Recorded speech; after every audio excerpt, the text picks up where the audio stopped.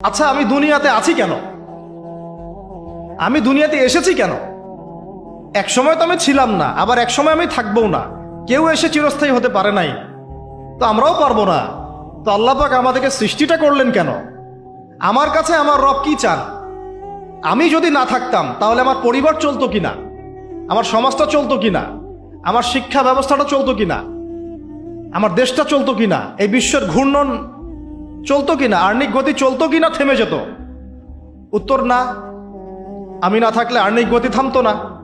আমি না থাকলে কি আমার পরিবার থেমে থাকতো না, আমার সমাজ থেমে থাকতো না, এই মসজিদ থেমে থাকতো না, এই রাজনীতি থেমে থাকতো না, অর্থনীতি থেমে থাকতো না, দেশও থেমে থাকতো না, উম্মাও থেমে থাকতো না।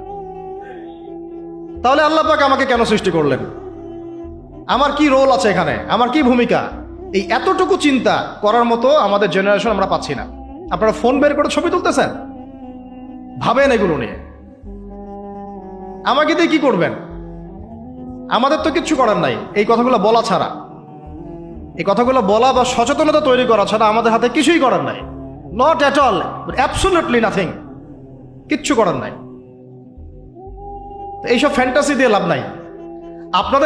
আপনাদের মধ্য থেকে জেনারেশন তৈরি করতে, আলেম তৈরি করতে হবে।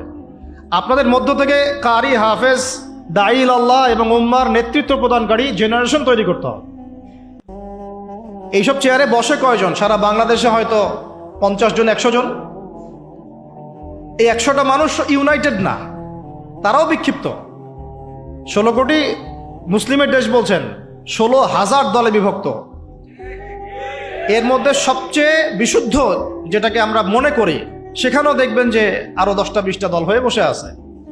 এর বাইরে গিয়ে আবার যারা বলল না তারা বিশুদ্ধ নয়, আমরাই সবচেয়ে বিশুদ্ধ, ওদের মধ্যেও 10টা দল হয়ে গেল। না তারা ইউনাইটেড, না তারা মানে আমরা, না আমরা ইউনাইটেড, আর না আমাদের কোনো আমিরুল মুমিনিন আছে যিনি সবাইকে একটা জায়গায় নিয়ে দিনের কিছু খেদমত নেবেন। আসসামু ওয়া তাআ থাকবে, শুনলাম মানলাম আনুগত্য করলাম, এমন থাকবে? নাই।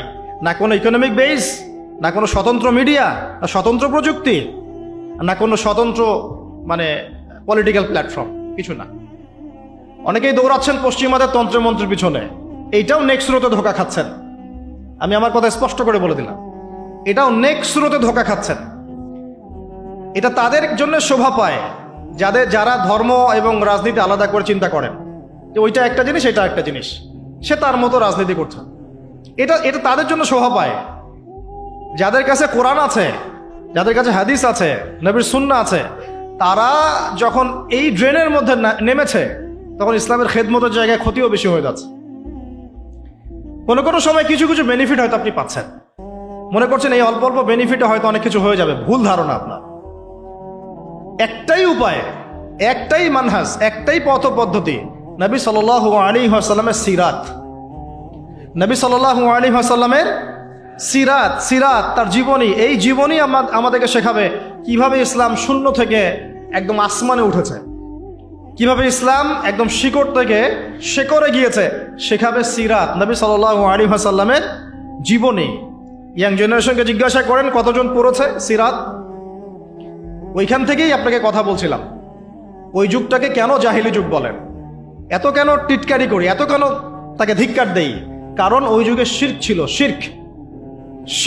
শিরক আকবার। এখনকার বিশ্বে শিরকে আকবার দিয়ে ভর্তি। কোন কোন সেক্টরে বলছিলাম, এডুকেশনে আছে শিরক, ইকোনমিক্সেও শিরক আছে। এটা বোঝার জন্যে অনলাইনের ব্রাদার্স সিস্টার্সরা আপনাকে হেদায়েত দিতে পারবে না। এটা বোঝার জন্য আপনাকে এমন স্কলারশিপের কাছে আসতে হবে যারা কোরআন এবং হাদিসকে দিয়ে বর্তমান ইকোনমিকে ডিল করতে পারে।